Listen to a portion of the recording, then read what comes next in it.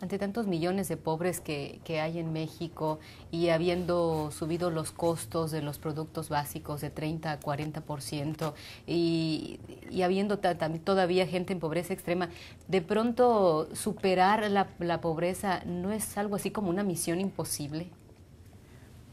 Yo creo que es el principal reto que tiene el país, que tenemos los servidores públicos, cualquiera que sea el orden de gobierno, a nivel federal, a nivel estatal o a nivel municipal. Yo creo que, y nosotros estamos convencidos de que si nosotros no dedicamos todo nuestro esfuerzo, toda nuestra capacidad, todo lo que se espera de nosotros a que la gente viva mejor poco a poco, de nada sirve lo que estamos haciendo. Y el tema de la pobreza es eso precisamente. Y sí, el reto se ve complicado y hay que ir avanzando poco a poco. Lo importante aquí no es perder el rumbo. Algún día en México podremos abatir la pobreza alimentaria completamente. Esperemos que sea pronto, pero hay que avanzar. Y en este sentido también existe un sector de la población en México que son lo que se conoce como los pobres de los pobres, que son aquellos mexicanos que son cerca de 3 millones de mexicanos que verdaderamente viven en la miseria. De estos 14 millones de mexicanos hay cerca de 3 millones de mexicanos que verdaderamente están viviendo en la miseria, que viven en comunidades aisladas, remotas, que por esta misma situación es muy difícil dotarlos de servicios básicos, que nunca ningún gobierno había podido atenderlos, ningún gobierno federal, ningún gobierno municipal, ningún gobierno estatal, pues porque es muy caro llegar a donde ellos están. En esta administración, el mes de abril, el presidente Calderón lanzó el programa alimentario a zonas de alta prioridad, que son precisamente estos mexicanos, donde, son mexicanos que no tienen nada, no tienen identidad jurídica, no tienen nada, ¿no? Es verdaderamente grave la situación en la que están.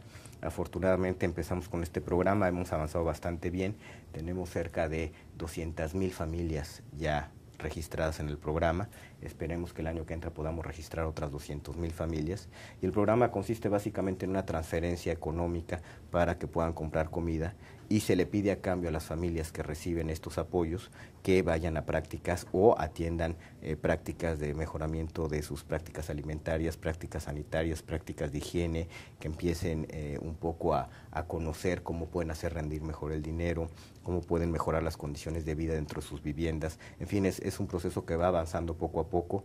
¿Qué más difícil de superar? ¿Una crisis que se genera dentro del país o una crisis que nos llega por problemas exteriores que son ajenos a nosotros? Bueno, yo creo que sin duda es más fácil de superar una crisis que nos llega del exterior, ahora sí, donde no tengamos vela en el entierro. ¿Dura menos? Esperemos que dure menos, pero hay que recordar cómo eran las crisis en el pasado, ¿no? Que se generaban en México, donde se nos colapsaba el sistema financiero, donde se dejaba de prestar dinero, donde había que devaluar de manera urgente, donde perdíamos las reservas del Banco de México, donde el Estado estaba quebrado y había que en esos momentos de crisis meter nuevos impuestos, como fue el caso del IVA. En este momento ese no es el riesgo. Una de las demandas más sentidas por las madres de familia que trabajan son las guarderías. El dato que tengo que son 6,000 las que se tienen en todo el país de la Sedesol. Y en este caso de las guarderías, la Comisión de Desarrollo Social del Senado analiza un exhorto que se le hace a la Sedesol por haber detectado que en algunas guarderías del país se presentaron unos casos, en el caso específico, dos niños que murieron, uno en Chihuahua, otro aquí en Sonora, y hay otras que se han señalado por algunas situaciones de riesgo, por lesiones que han tenido los niños. ¿Qué se hace ante esta situación? Bueno, el programa de estancias infantiles, tenemos cerca de ya 8,000 estancias infantiles, 8,000 estancias. Estamos atendiendo a cerca de 230,000 niños y estamos apoyando a cerca de 214,000 madres trabajadoras. Lo que se hace es, aquella señora que decida que quiere cuidar niños, así acude a la delegación de Sedesol. Ahí se le da capacitación, el DIF le da capacitación, se le hacen las adecuaciones físicas a la casa correspondientes. Ha habido incidentes, desde luego, como sucede en todos estos casos, en todas las guarderías del mundo, en todas las casas del mundo, cuando las propias madres están cuidando a los niños, cuando las abuelas están cuidando a los niños, lamentablemente suceden accidentes. A la fecha, aun cuando es un programa que está creciendo en todo el país, no hemos tenido un solo caso donde se le ha podido imputar negligencia a alguna encargada de la estancia. Ha habido fallecimientos muy lamentables, como los que mencionas, pero en estos casos, en muchos de estos casos, como fue el caso en Sonora, se trató de un niño que no era parte del programa de subsidios, era un niño menor a 1 año. Era un niño que presentaba reflujo, que no se le comentó a la responsable de la estancia que el niño tenía este problema, que necesitaba medicamento, que no se le informó. Entonces, bueno, es un tema muy lamentable, muy sensible. Y en caso de que algún accidente sucediera, bueno, yo creo que lo más importante es atender, resolver la emergencia y bueno, y desde luego revisar si hay alguna responsabilidad imputable a la estancia, a la responsable de la estancia, por no guardar con las especificaciones, con los requerimientos para los cuales se le está confiando una estancia infantil. ¿Y si hay una responsabilidad, bueno, qué pasa? Pues se deberá proceder, desde luego que se deberá proceder. ¿En qué sentido? Pues en términos de la responsabilidad en la que haya incurrido Cerrar, alguna por dueña de la ejemplo, estancia. Desde luego nosotros cerramos estancias, tenemos un proceso de supervisión muy estricto en las estancias. ¿Cada cuánto tiempo se hace este proceso de revisión? ¿Y quiénes acuden a revisar?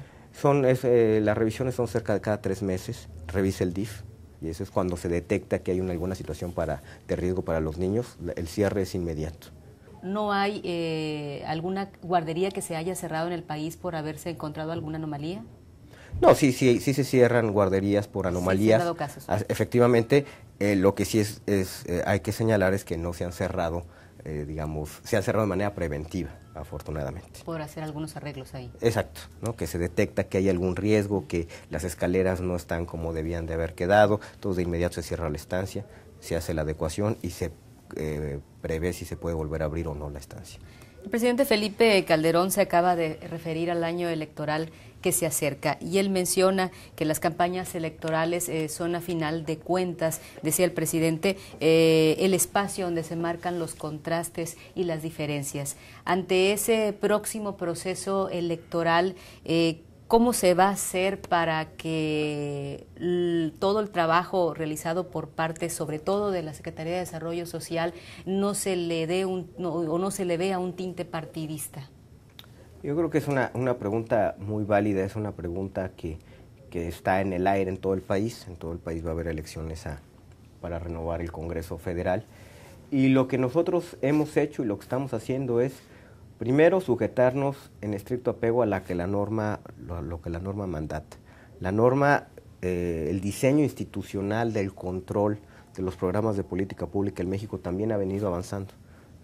No es lo mismo que hace 15 años. Ya existen controles muy específicos y muy estrictos para los programas del gobierno federal, y yo mencionaría, por ejemplo, desde el punto de vista de la fiscalización que se hace de la ejecución del gasto, es decir, ¿quién revisa de que si en la Cámara de Diputados nos dio la responsabilidad de Sedesol de gastarnos 10 pesos en un programa de pisos firmes, quién revisa que efectivamente nos gastamos esos 10 pesos en los programas de pisos firmes en el país? Ese trabajo de fiscalización lo hace la Auditoría Superior de la Federación. También tenemos una supervisión y una evaluación muy estricta de los resultados que estamos obteniendo de los programas. No nada más decir, sí, me gasté 10 pesos en pisos firmes, sino decir cuál fue el resultado en términos de mejorar las condiciones de vida de esos 10 pesos.